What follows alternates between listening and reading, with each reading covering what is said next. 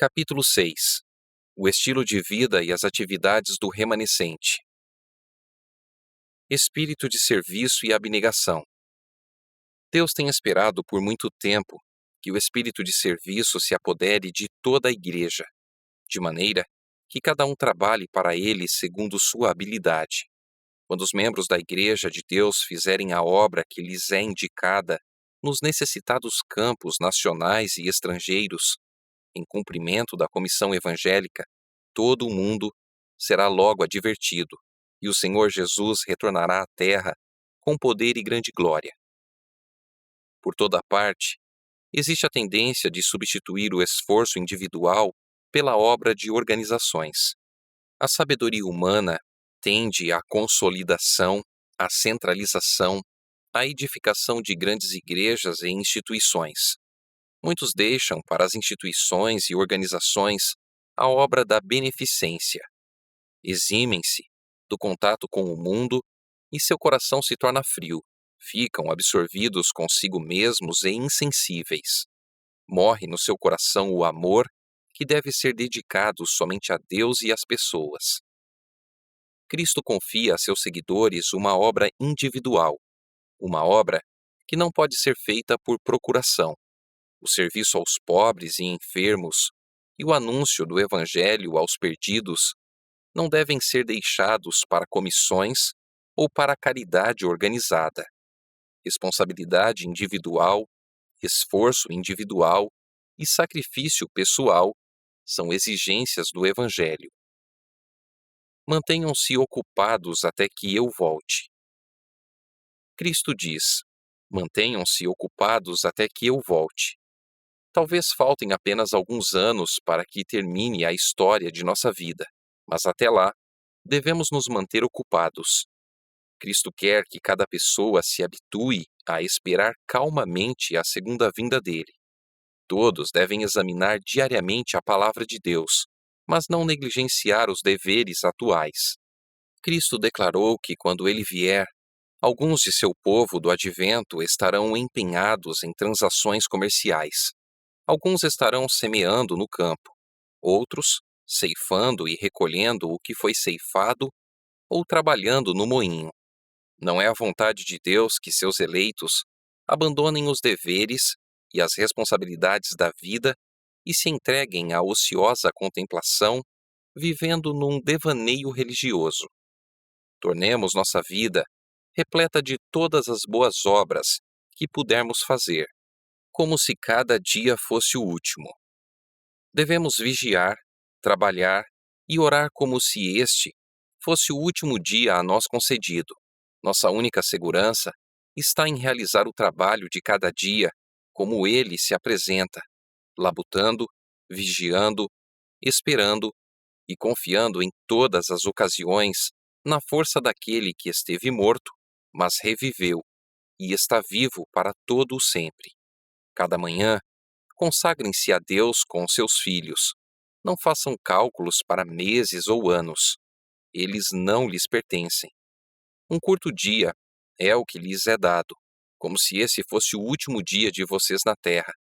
Trabalhem para o Mestre durante suas horas. Apresentem a Deus todos os seus planos, para serem executados ou rejeitados, conforme sua providência indique. Dedicada à observância do sábado. É intuito do Pai Celestial preservar entre os seres humanos, por meio da observância do sábado, o conhecimento de si mesmo. Seu desejo é que o sábado nos aponte para Ele como o único Deus verdadeiro e, pelo conhecimento dele, possamos ter vida e paz. Durante toda a semana, devemos ter em mente o sábado e fazer a preparação indispensável, a fim de observá-lo conforme o mandamento. Não devemos observá-lo simplesmente como uma questão de lei. Devemos compreender suas relações espirituais com todos os negócios da vida. Quando o sábado é lembrado dessa forma, as coisas materiais não influirão sobre o exercício espiritual de modo a prejudicá-lo. Nenhum serviço relacionado com os 6 dias anteriores será deixado para o sábado. Devemos atender às necessidades da vida, cuidar dos doentes, suprir as faltas dos necessitados. Não será tido por inocente aquele que negligenciar aliviar o sofrimento no sábado. O santo dia de repouso de Deus foi feito para o homem, e os atos de misericórdia estão em perfeita harmonia com seu desígnio. Deus não deseja que suas criaturas sofram uma hora de dor que possa ser aliviada no sábado ou em outro dia qualquer. Fiéis nos dízimos e nas ofertas. O dízimo é sagrado, reservado por Deus para si mesmo. Tem que ser trazido ao seu tesouro, para ser empregado na manutenção dos obreiros do Evangelho em seu trabalho. Leiamos atentamente Malaquias 3 e vejamos o que diz o Senhor a respeito do dízimo. O Novo Testamento não dá novamente a lei do dízimo, como também não dá a do sábado, pois pressupõe a validade de ambas e explica sua profunda importância espiritual. O Senhor convida hoje os adventistas do sétimo dia de todas as partes para se consagrarem a Ele e realizar, segundo sua capacidade, o máximo que lhes for possível para auxiliar sua obra. Por sua liberalidade ao fazer donativos e ofertas, Ele deseja que revelem apreço por suas bênçãos e gratidão por sua misericórdia. A caridade na hora da morte é um pobre substituto para a beneficência em vida. À medida que nos aproximamos do fim do tempo, aumentam continuamente as necessidades da obra. Somos colocados sob prova no mundo a fim de determinar nossa habilitação para a vida futura.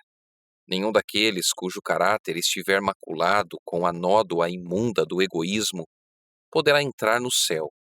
Portanto, Deus nos prova aqui, concedendo-nos bens para que o uso que fizermos deles possa revelar se nos poderão ser confiadas as riquezas eternas. Estabelecer novas instituições.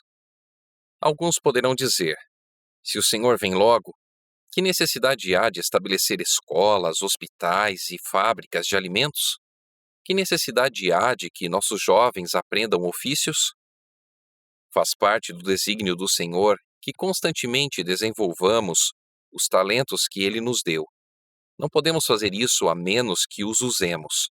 A perspectiva da breve volta de Cristo não nos deve conduzir à indolência.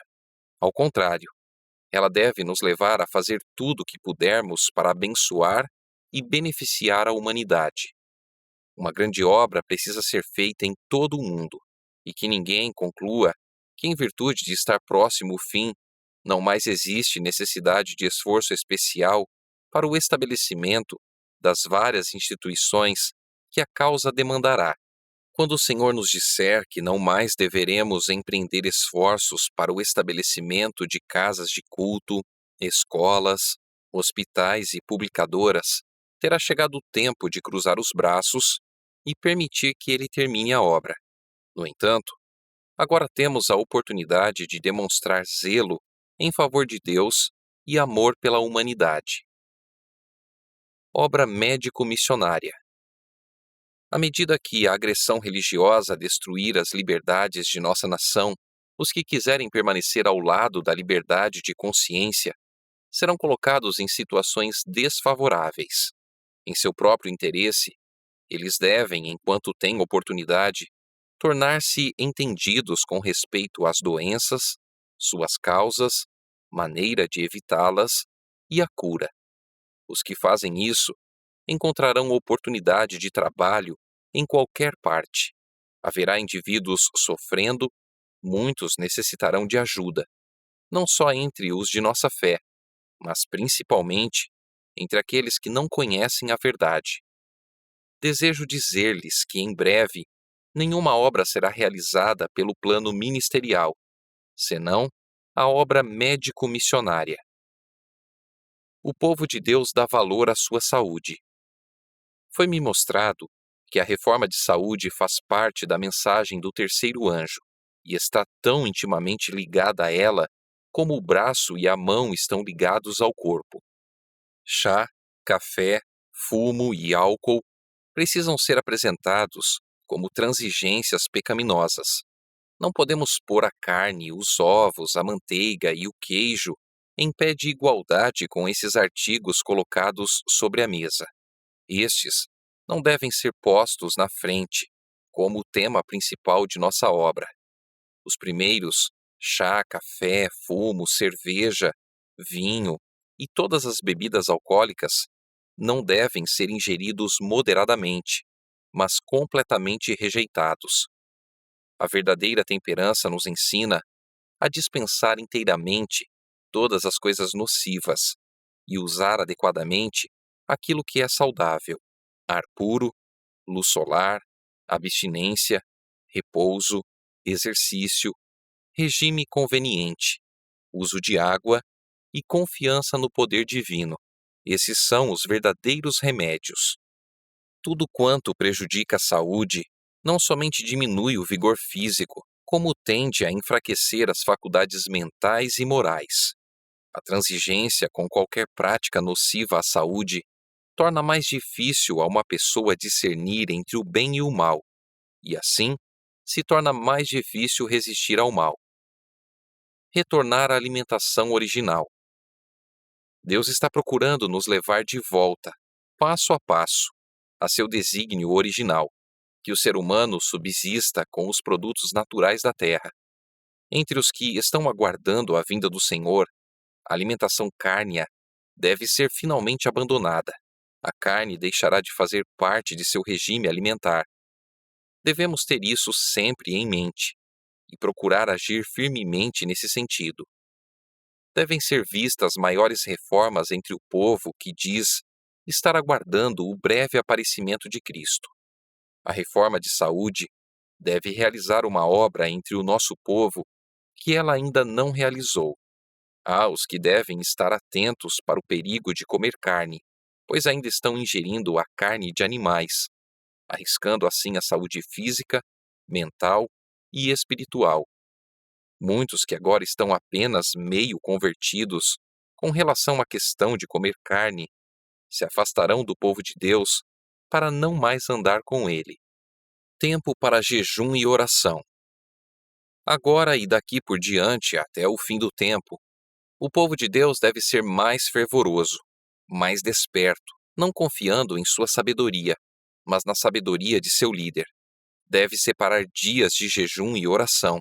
Pode não ser exigida a completa abstinência de alimento, mas devem comer moderadamente do alimento mais simples.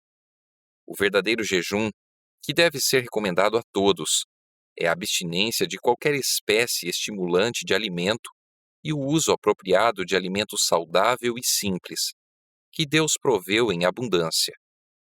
As pessoas precisam pensar menos no que comer e beber em matéria de alimento temporal e muito mais em relação ao alimento do céu, que dará disposição e vitalidade a toda a experiência religiosa.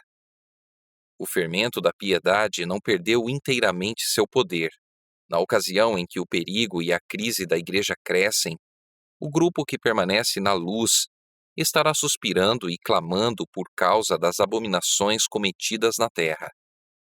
Mais especialmente, porém, suas orações subirão em favor da igreja, porque seus membros estão agindo segundo a maneira do mundo. Inteira confiança em Deus. Por causa de obreiros não consagrados, as coisas às vezes vão mal. Poderemos ter que chorar pelos resultados do mau procedimento de outros, mas não nos preocupemos. A obra está sob a supervisão do bendito Mestre. Tudo o que ele pede é que os obreiros vão até ele para receber suas ordens e que obedeçam à sua direção. Todas as partes da obra, nossas igrejas, missões, escolas sabatinas, instituições, tudo, ele leva no coração.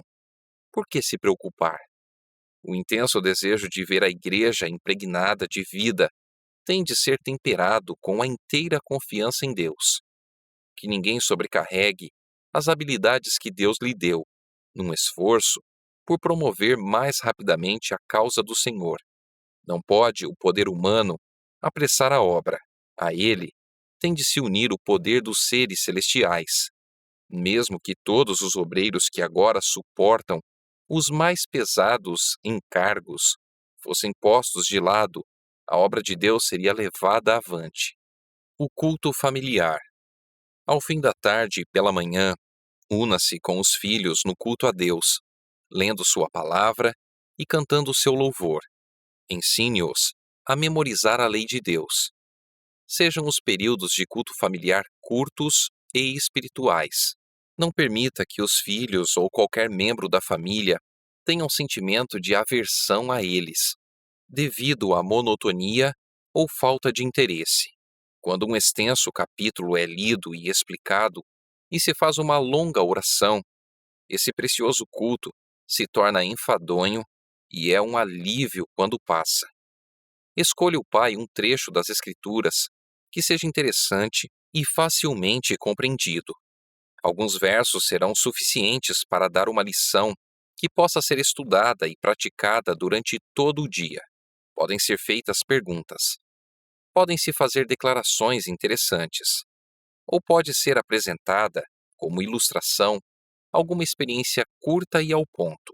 Podem ser cantadas pelo menos algumas estrofes de cânticos animados, e a oração feita deve ser curta e ao ponto.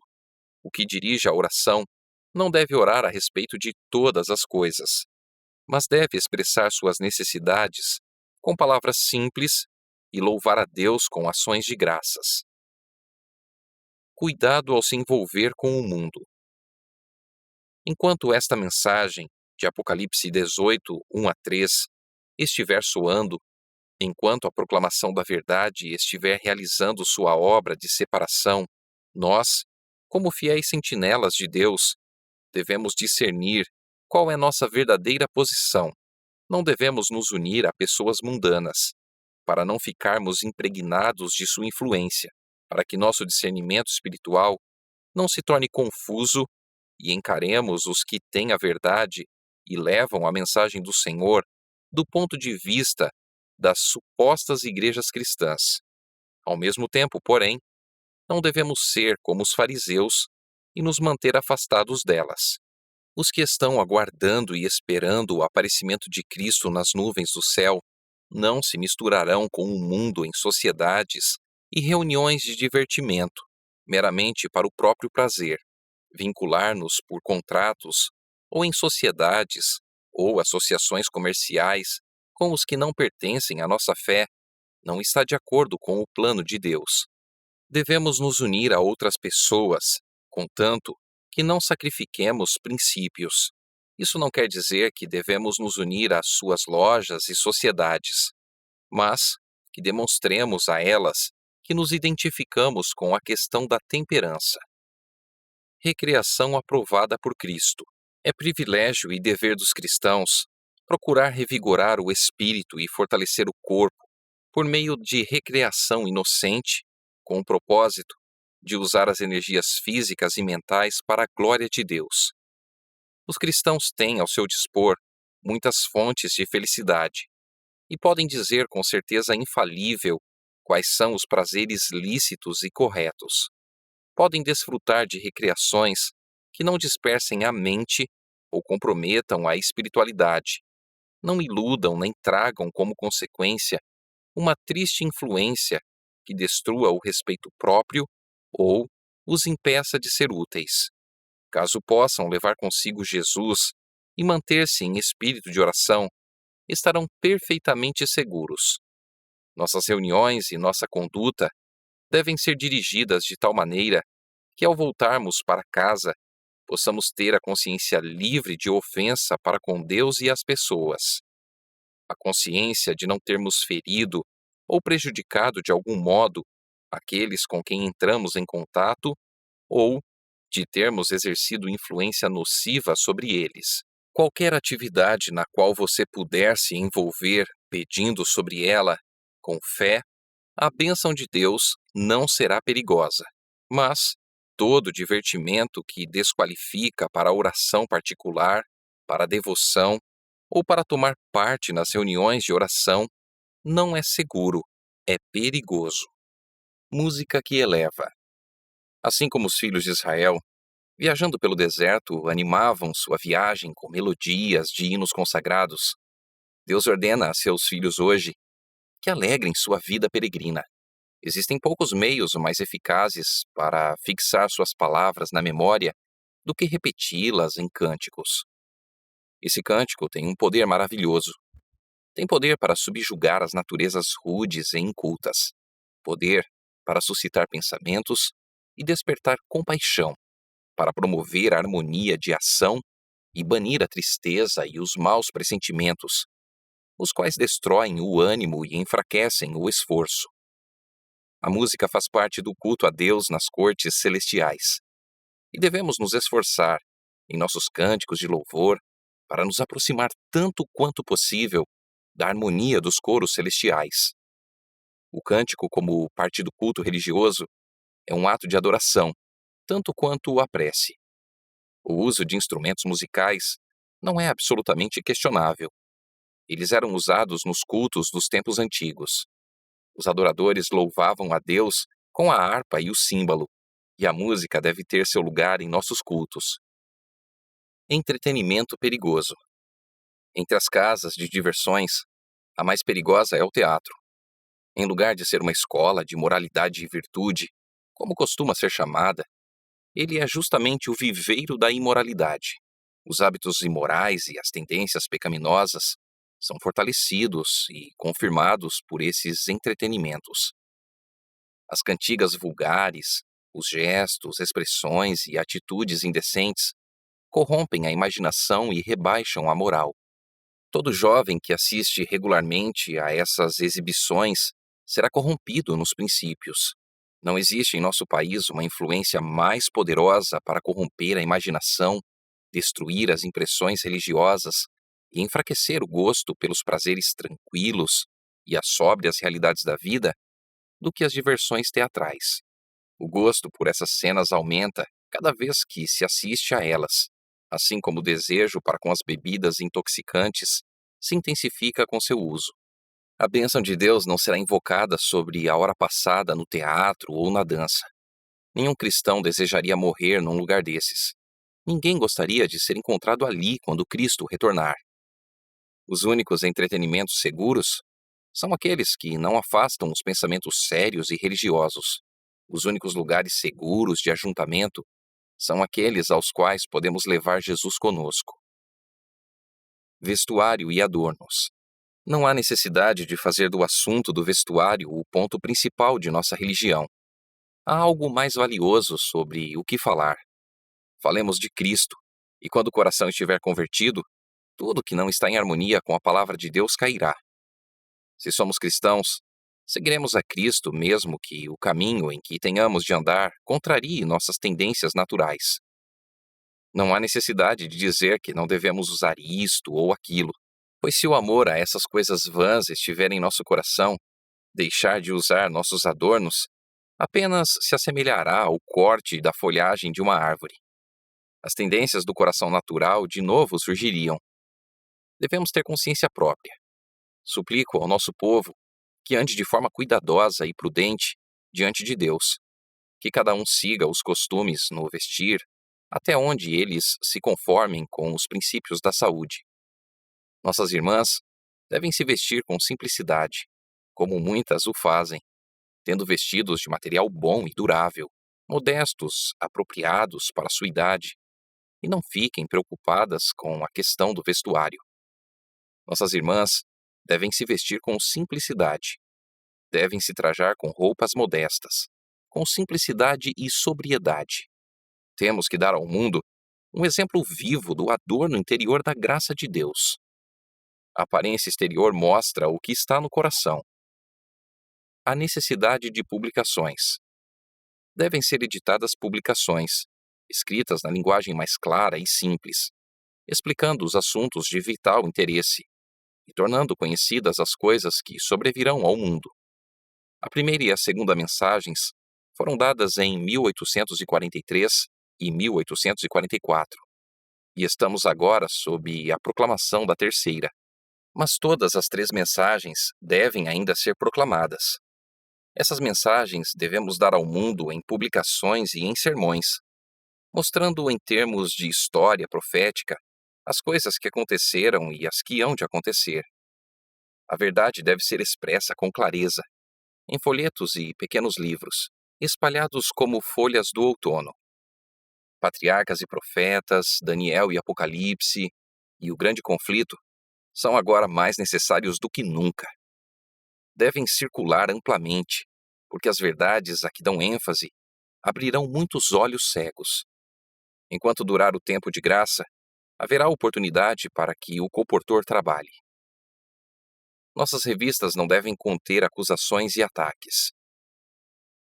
Que aqueles que escrevem em nossas revistas não dirijam rudes ataques e alusões que certamente hão de causar dano e que obstruirão o caminho e nos impedirão de fazer a obra que devemos fazer, a fim de alcançar todas as classes de pessoas, inclusive os católicos.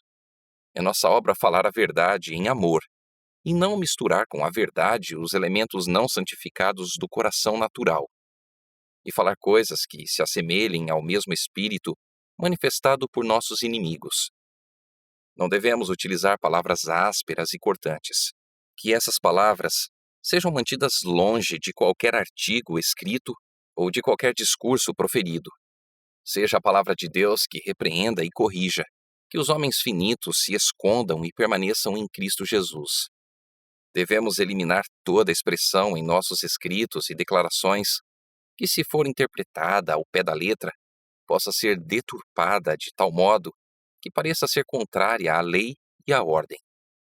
Tudo deve ser cuidadosamente considerado, para que não nos tornemos conhecidos por dizer certas coisas que deem a impressão de que somos desleais ao nosso país e às suas leis. O cristianismo não se exterioriza em acusações violentas e condenação. Cuidado com questões secundárias. Deus não esqueceu seu povo, escolhendo um homem isolado aqui e outro ali, como os únicos dignos de que lhes confie a verdade. Ele não dá a uma pessoa luz contrária à fé estabelecida do corpo de crentes. Em toda a reforma, surgiram homens pretendendo isso. Ninguém confia em si mesmo, como se Deus lhe houvesse conferido luz especial acima de seus irmãos. Alguém aceita umas ideias novas e originais, que não parecem discordar da verdade. Sobre isso se demora, até que lhe pareça revestido de beleza e importância, pois Satanás tem poder para lhe dar essa falsa aparência. Por fim, torna-se o seu tema dominante, o único e grande ponto em volta do qual tudo gira, e a verdade é arrancada do coração. Advirto-lhes que se protejam contra esses movimentos desviados, cuja tendência é distrair a mente da verdade. O erro jamais é inofensivo, ele nunca santifica, mas sempre traz confusão e dissensão. Enfatizar a unidade, não as diferenças. Existem 1000 tentações disfarçadas, preparadas para os que têm a luz da verdade. A única segurança para qualquer um de nós está em não recebermos nenhuma nova doutrina, nenhuma interpretação nova das Escrituras, antes de submetê-la à consideração dos irmãos experientes.